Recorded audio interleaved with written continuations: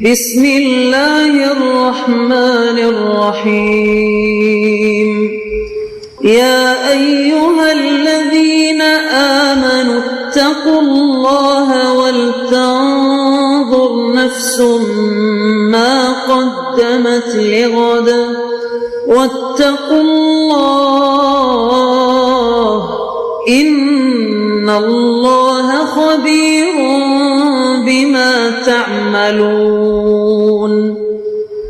اے ایمان والو، اللہ سے ڈرتے رہو اور ہر شخص کو دیکھنا چاہیے کہ اس نے کل یعنی آخرت کے لیے کیا سامان بھیجا ہے، اور ہم پھر کہتے ہیں کہ اللہ سے ڈرتے رہو، بے شک اللہ تمہارے سب اعمال سے خبردار ہے۔ بسم اللہ الرحمن الرحیم، الحمد للہ رب العالمین، والصلاة والسلام على اشرف الانبیاء والمرسلین وعلى آلہ واصحابہ اجمعین ومن تبعہم بإحسان الى یوم الدین۔ قابل صد احترام حضرات شائقین و شائقات سچا پیغام، السلام علیکم ورحمۃ اللہ وبرکاتہ۔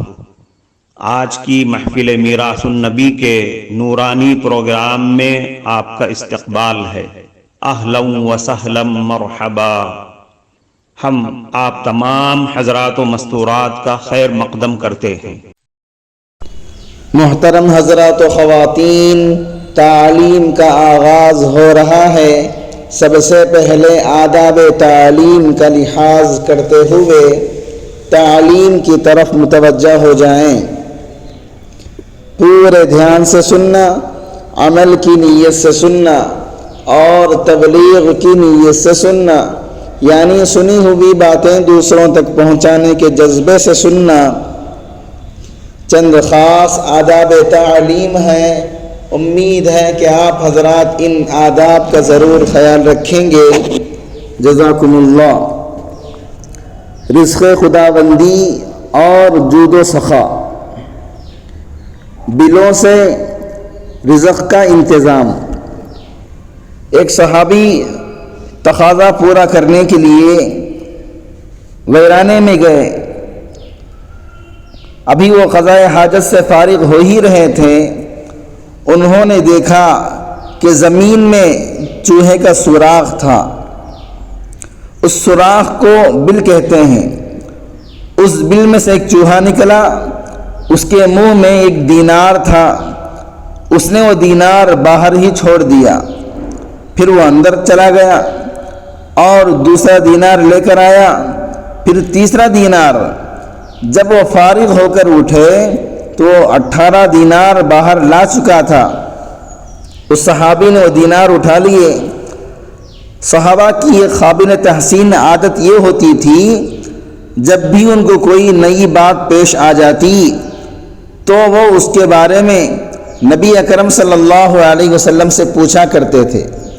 انہوں نے وہ دینار لا کر نبی صلی اللہ علیہ وسلم کی خدمت میں پیش کر دی اور پوچھا، اے اللہ کے نبی، مجھے یہ واقعہ پیش آیا ہے، اب بتائیے کہ میں ان دیناروں کا کیا کروں؟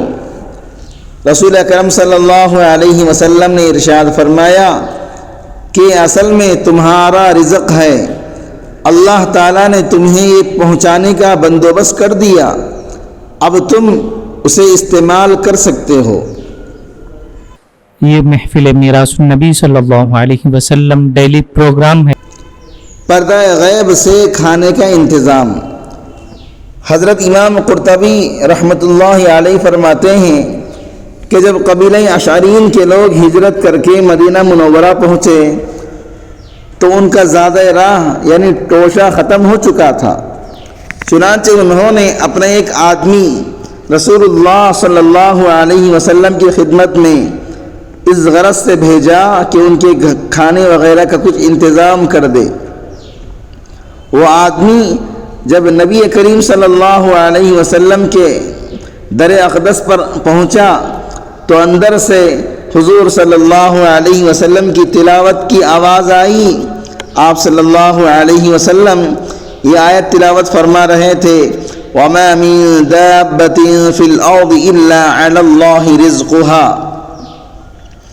یہ آیت سنتے ہی اس کے دل میں خیال آیا کہ جب اللہ نے ہر ذی روح شے کا رزق اپنے ذمے لے لیا ہے تو پھر ہم بھی اللہ کے نزدیک دوسرے جانوروں سے گئے گزرے نہیں ہیں. وہ ضرور ہمارے لیے بھی رزق کا بندوبست کر دیں گے. چنانچہ وہ وہیں سے واپس آ گیا اور نبی صلی اللہ علیہ وسلم کو کچھ بھی نہ بتلایا، لیکن واپس جا کر اس نے اپنے ساتھیوں کو بتایا کہ خوش ہو جاؤ، تمہارے لیے اللہ کی مدد آ رہی ہے. اس کے ساتھیوں نے اس کا یہ مطلب سمجھا کہ اس نے اپنی حاجت نبی صلی اللہ علیہ وسلم کو بیان کر دی ہے. محترم ناظرین کرام، اس دینی اور ایمانی بیان کو سننے کے دوران ہی اس کو لائک کر دیجئے اور شیئر بھی کر دیجئے تاکہ دوسرے بھی اس سے فائدہ اٹھا سکیں. اللہ آپ کو جزائے خیر عطا فرمائے. اور اللہ کے محبوب صلی اللہ علیہ وسلم نے انتظام کرنے کا وعدہ فرما لیا ہے. وہ یہ سمجھ کر مطمئن ہو گئے. وہ ابھی بیٹھے ہی تھے کہ دو آدمی ایک بڑا سا برتن لے کر آئے جو گوشت اور روٹیوں سے بھرا ہوا تھا. وہ دونوں آدمی کھانا دے کر چلے گئے. انہوں نے خوب سیر ہو کر کھانا کھایا، لیکن ابھی بہت سا کھانا بچ گیا. انہوں نے سوچا یہ بچا ہوا کھانا نبی صلی اللہ علیہ وسلم کی خدمت میں واپس بھیج دیا جائے تاکہ ضرورت کے وقت استعمال ہو سکے. چنانچہ دو آدمی کھانا لے کر نبی صلی اللہ علیہ وسلم کی خدمت میں پہنچ گئے. اس کے بعد وہ تمام حضرات نبی کریم صلی اللہ علیہ وسلم کی خدمت میں حاضر ہوئے اور عرض کیا، اللہ کے نبی صلی اللہ علیہ وسلم، آپ کا بھیجا ہوا کھانا بہت بڑے مزیدار تھا. نبی صلی اللہ علیہ وسلم نے ارشاد فرمایا، میں نے تو کوئی کھانا نہیں بھیجا. تب انہوں نے تفصیل بتلائی کہ ہم نے اپنے فلاں ساتھی کو آپ کی طرف بھیجا تھا اور اس نے ہمیں آ کر یہ بتلایا تھا کہ چنانچہ ہم یہی سمجھتے تھے کہ آپ نے بھیجا ہے. یہ سن کر نبی صلی اللہ علیہ وسلم نے ارشاد فرمایا، یہ میں نے نہیں بھیجا بلکہ اس پروردگار نے آپ کا رزق بھیجا ہے جس نے ہر ذی روح شے کا رزق اپنے ذمے لیا ہے. اللہ اکبر.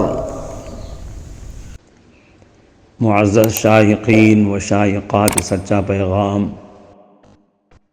آپ کو اندازہ لگ گیا ہوگا کہ یہ مضمون کتنا اہم ہے اور کس قدر فائدہ مند ہے.